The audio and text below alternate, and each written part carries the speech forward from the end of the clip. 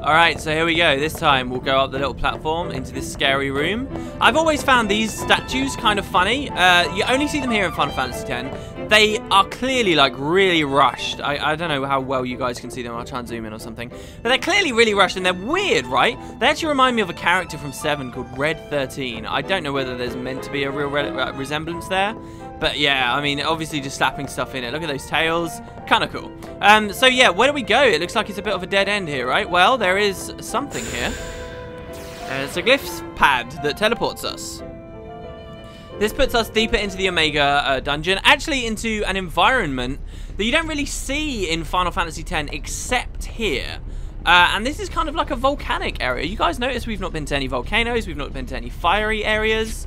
This is it. So you look in the background, and it's kind of fun, again, as I say, that this happens. Now, encounters are different in this area. We have no encounters equipped right now. Here's another Amanda Toys, which we saw on Inside Sin, as you guys will remember. We're going to just quick hit, I guess. Ha! Damn it. What is this? Do we need to armor break him anyway? I guess, yeah, he's just got, like, defense. So because we don't have piercing, we want to armor break to get through that. Let's bring Auron back as well. In fact, can we shooting star this thing? Did we try and shooting star one of these already? I'm not sure if we did.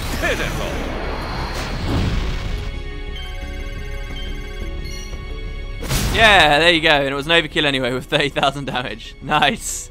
Oh, shooting star is so good. So yeah, the music's changed, the tone's changed. We're now in a very lavery area. Now, with no encounters, you don't need no encounters in here. There are no more random encounters. This is a different encounter system that some games employ.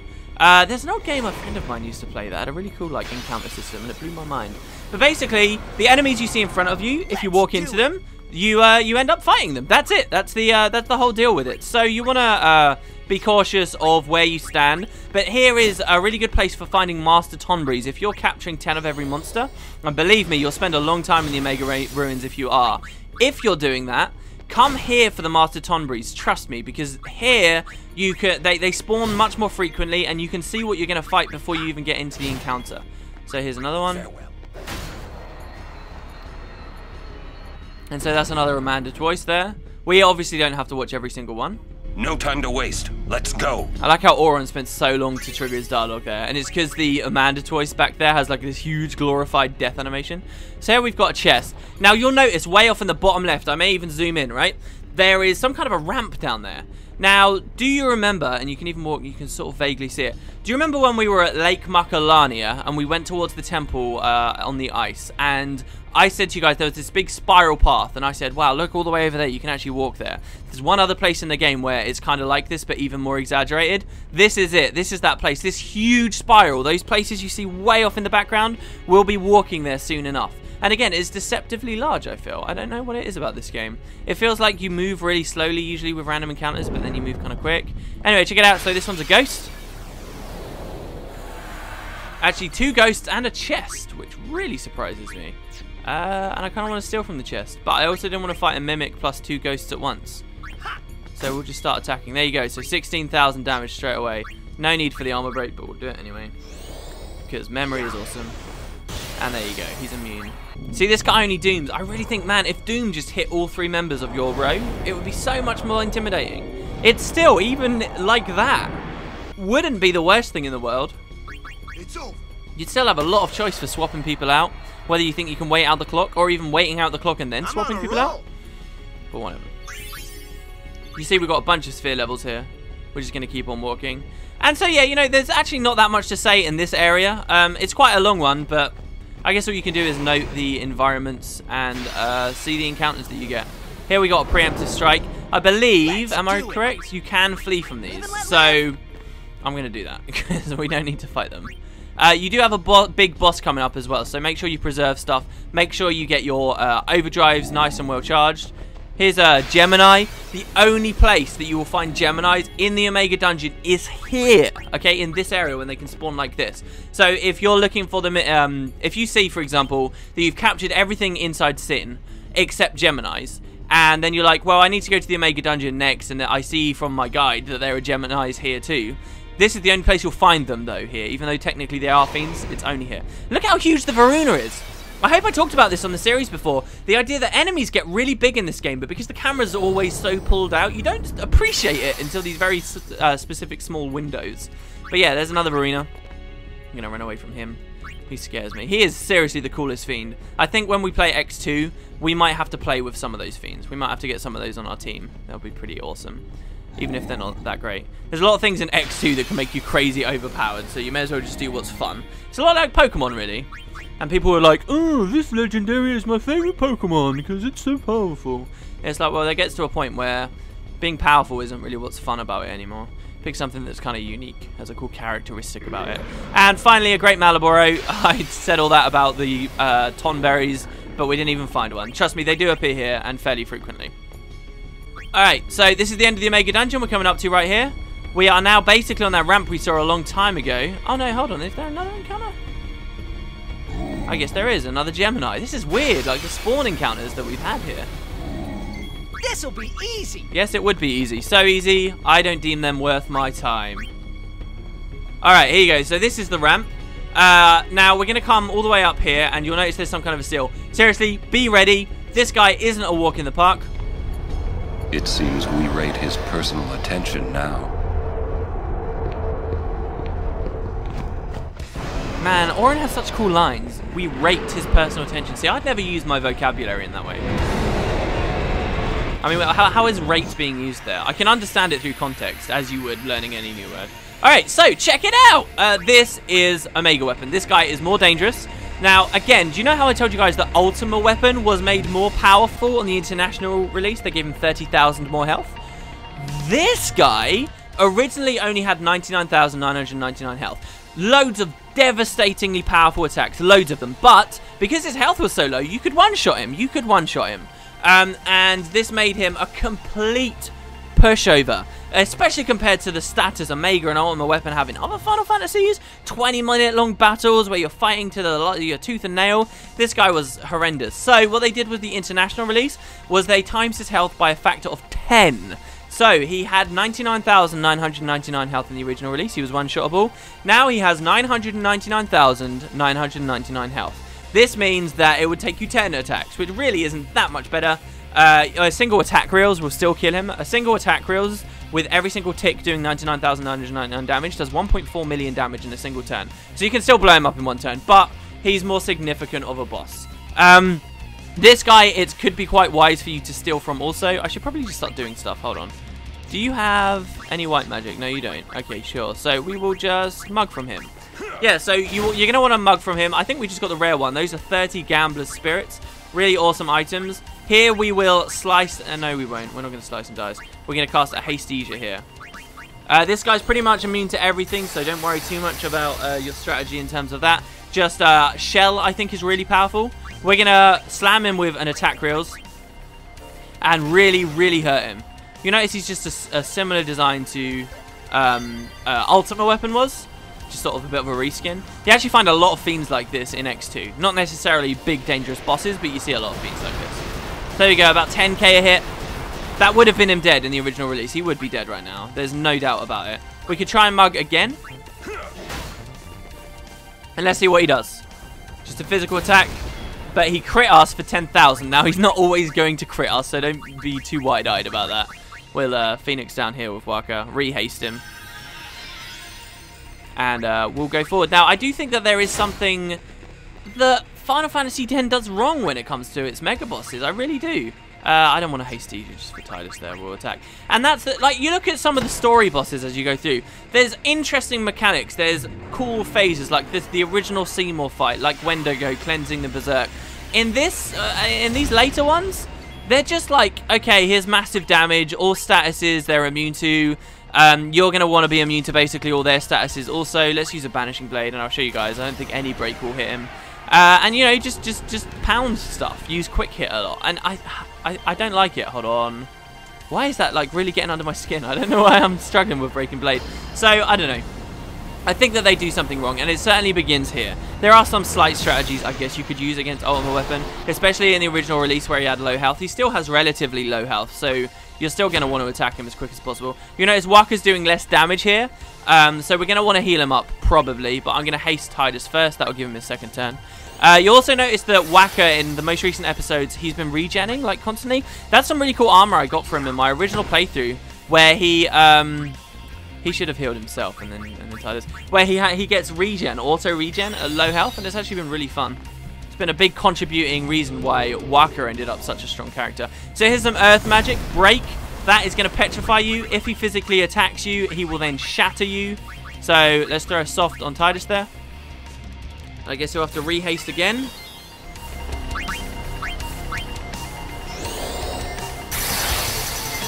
And there's something very important that we have to do here too, okay?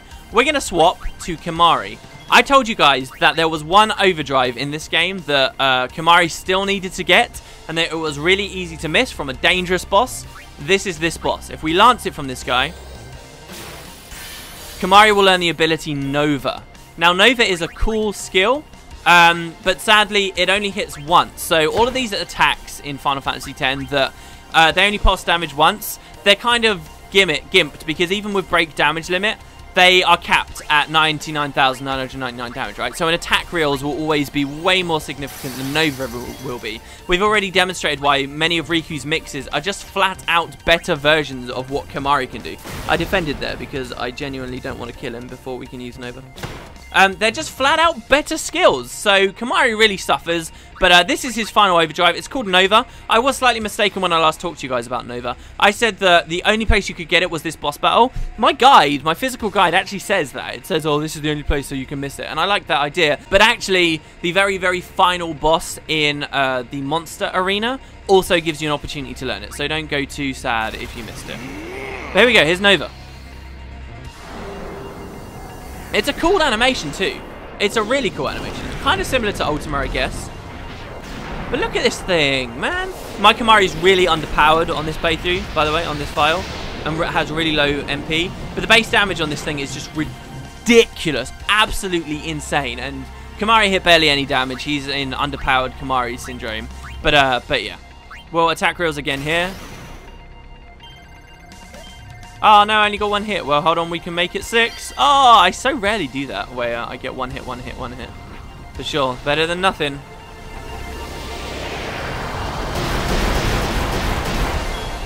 Okay, and a slice and dice from Tidus. Why not?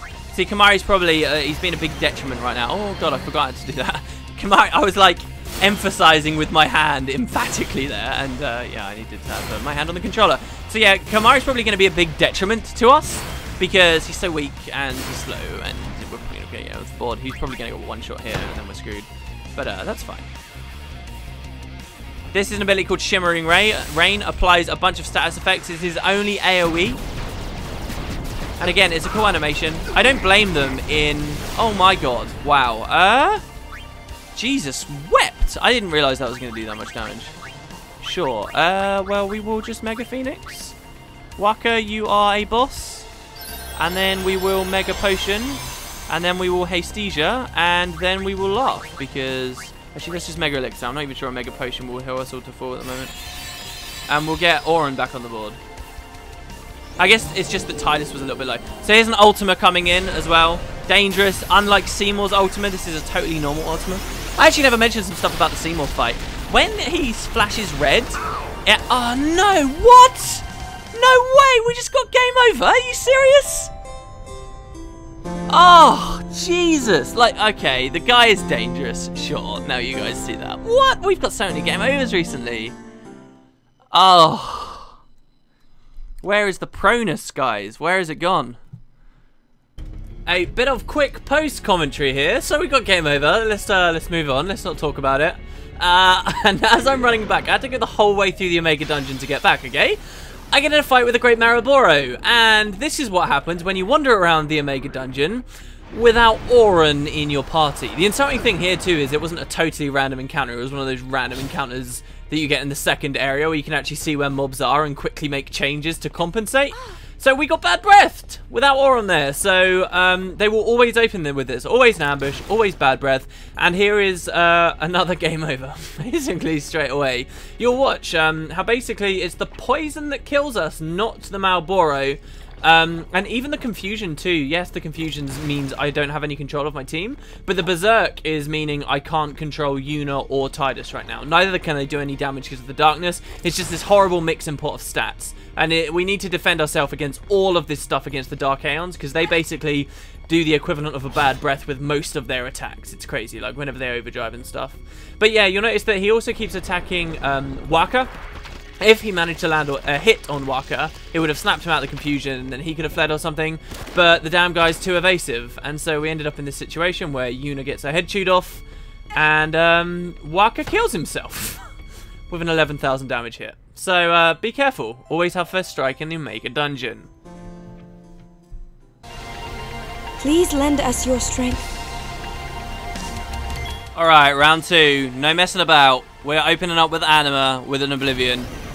Man, I've totally downplayed like how dangerous these places genuinely are. Like, yeah, it's dangerous as hell, man. He's gonna drop. Oh, Ultima's not even his most damaging ability. Nova is his most damaging ability. There you'll notice that was the short animation for Oblivion, and it just did all the numbers in one. Now, if we did over 20, like 99,999 damage there, it would have been a huge amount too. Anima's gonna die there, but it's fine. Ultima isn't even his strongest ability. Nova is his strongest ability, and that can range from anywhere between 3k to like 9,999. It's ridiculous. Ultima is very strong, but can be shelled at least. I was going to say, the Seymour battle, his Ultima is actually like a totally different type of Ultima. It's not really Ultima. Like, it's non-elemental magic for a start. So let's just, we don't need to do anything, just attack. It's non-elemental damage for a start. Like, that's a huge difference already. But the other thing about his Ultima is it actually has like a lower amount of damage than any other Ultima cast would do in the game. Like, it's actually lower base damage, and then it also affects his magic defense. Like, his magic defense starts off quite high at like 70, then he goes red and it gets really low, and then you can do loads of damage while he's red, and then after he goes red it goes back up, but not the whole way. It's really weird. Anyway, alright, so now we just got to get a haste on Auron, and we're going to go absolutely ham here. Let's just, I don't know, Breaking Blade, fine. This is as good as we've got.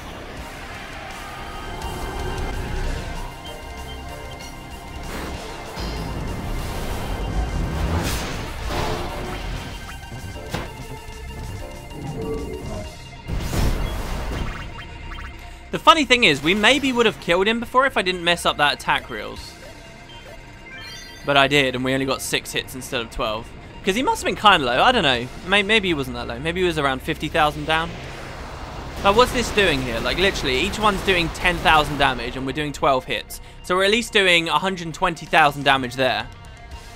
Which is 10% of his health gone straight away. Shimmering Rain, this I can deal with. I never actually paid attention to how much damage that Ultima hit for either before, so I don't know whether all of us being at max health is really going to make much of a difference at all. But that's fine. We will Mega Elixir. Fine. Let's go crazy with items. Mega Elixir. I need to get Shell on everyone. Shell will seriously defend us. But, good. Just a physical attack. We can deal with that, and we will counter it, so it's more damage on him. Auron. Let's have him throw an item, an X potion. Go. The more he just physically attacks instead of breaking, so I have to put haste back, so I have to do all this stuff. Look, now we can just go crazy. Let's just start quick hitting the poop out of him. Look at this.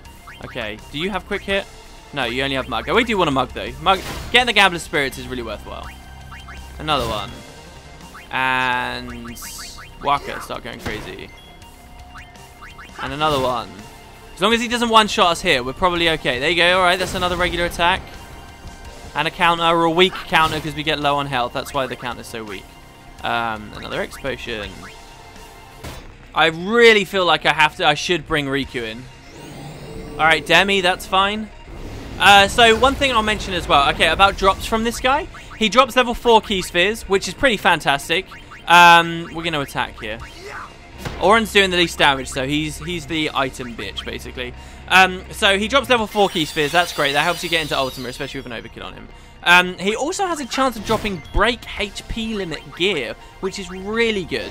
It's hard enough to get break HP limit, let alone, you know, grind for the health stats. And so maybe everything makes sense to you guys now why you don't want break HP limit. A, it's really hard to get, but B, once you invest that far, your celestial weapons on Waka and Tidus, if you have like a 100,000 health and then you start getting hit, you can't heal that much back up. That's ludicrous. And so you end up just doing way less damage than you otherwise could be. If you just build really tanky with decent health regeneration and only have 9,999 health, you'll be fine. Like, you can keep that high damage rolling. So Auron's actually now on low health, and I'm going to leave him there because now he's actually going to start doing decent damage. Look at that, 31,000 damage. He's now hitting double the others. So he's not totally useless. He's just mostly useless because now he's vulnerable to dying. And just, it's fun to watch the overdrives just get charged up here. It's a physical attack on Waka, fought to be followed by counter. And, you know, this fight's really a lot easier if you don't have to deal with, like, all the Kamari mess. Let's go with another Mega Elixir. I mean, hell, I've got 40 of the damn things. And that's actually going to allow us to start quick hitting again. And so you can see, like, you can just zerg him down. Yes, I guess there's a bit of RNG. I'm really... oh, the Mega Elixir obviously healed Auron up. That sucks. I'm a little bit on edge, because knowing he can just one-shot my guys with Ultima. Do you know what I probably should do? I should just defend with Auron. Actually, I'm going to defend with Tidus here. He's my squishiest guy. Alright, Confused, that's fine. You can reflect Confused just like you could with Ultima weapon, but it's not going to do anything amazing. Since there's no like smelling salts or anything in this game, we'll throw a Remedy. And another attack reels. We got to be getting there, guys. This is probably pretty close right now.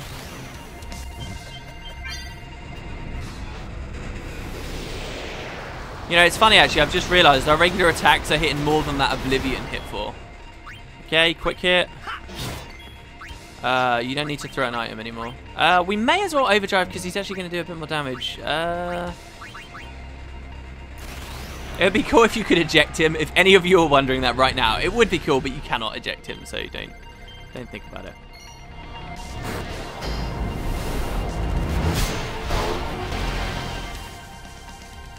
Oh, is that it? Oh, there you go. There you go. We killed him with the overdrive. Not an overkill. Almost looks sloppy, but down he goes. And so there you go, guys. Make sure you steal from him. You can keep trying to kill him, but, you know, I got that game over. It's a long walk back here, guys. It's a long walk back. So maybe don't be soft resetting for the break HP limit armor, though it is useful if you really want to go for it. It would save you a lot of money and a lot of time, in theory. I don't know. Find your peace on the far plane. Leave Spira to the living. What a hypocrite! I find it so weird that they have Auron say that. Obviously, it's the 3 members of your party that are there, but yeah. Okay, so there you go. 3 level 4 key spheres. We didn't even overkill him. That's like a really good way to get into the friggin' Ultima yourself. And you will have noticed there in that cutscene there was a chest there. If you want, you can run all the way back and you can go for that chest. It has 3 magic spheres in it. I don't care about the magic spheres though. So that's Ultima weapon. That's Nova. That's the final Bhed primer. That's warp spheres if you really ended up going for them. What we're going to do now, though, however, is we're going to come back and speak to Rin. We are now a master of Bhed. We know everything there is to know about Bhed, and Rin will reward us with 99 winning formulas. This is what you could have got the first time you came to the airship if you'd imported this data from a compilation sphere, like if you played the game again now. So here we go. Lady Yuna has become quite the summoner. A gentle nature, yet strong as steel. She reminds me of her parents. Yuna's old man was a priest of Yevon, but he married an Bhed, huh? Lord Braska wanted peace between his people and ours. He would occasionally visit the home of those days. So that's how he met Cid's sister? They ran off together into the night. Sounds like love. Ugh. Wow, Cid must have been furious. Yes, he wouldn't talk to her after that. But when Yuna was born, they made up again. His sister took off for home at once. But then her ship. Sin. That incident turned Lord Braska down the summoner's path.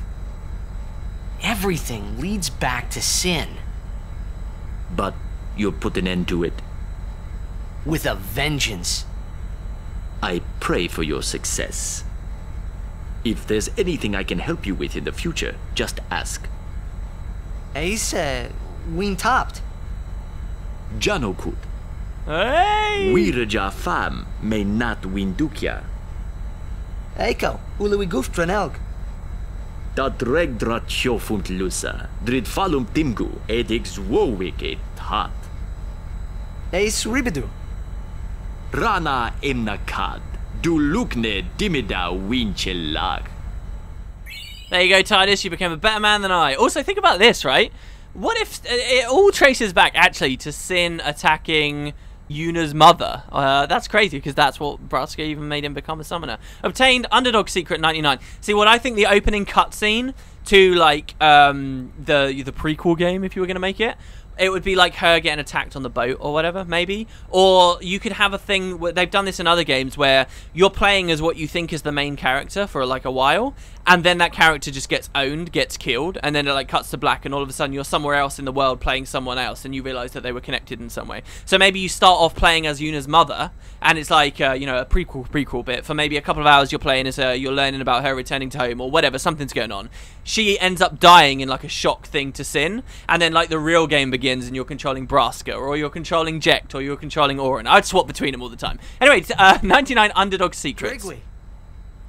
Sorry, I thought those were winning formulas. They're just as powerful, right? These are the crazy end game things. Not key items, my mistake. Down here, hold on, let me sort. Where the heck are they? There you go, Underdog Secrets. These things you can double mix for like trio of 999, stuff like that. And just cheese your way through the game as soon as you get to the airship for the first time. So that's Rin's big reward. Now, so next episode, or should I do it now? Yeah, I'm going to have to do it next episode. We've been recording a while. Next episode, I'll show you guys how to grind in Final Fantasy X for a very short period of time. I'll show you how it works. And then what we'll do... so now just assume we've got 10 of the Inside Sin monsters. We've got 10 of the Omega Dungeon monsters. And what we'll do is we'll grind. We will kill all the stuff in the monster arena. We will kill all the Dark Aeons. And we will complete the game after that. Thanks very much for watching, guys. Hope you enjoyed. And I will see you next time.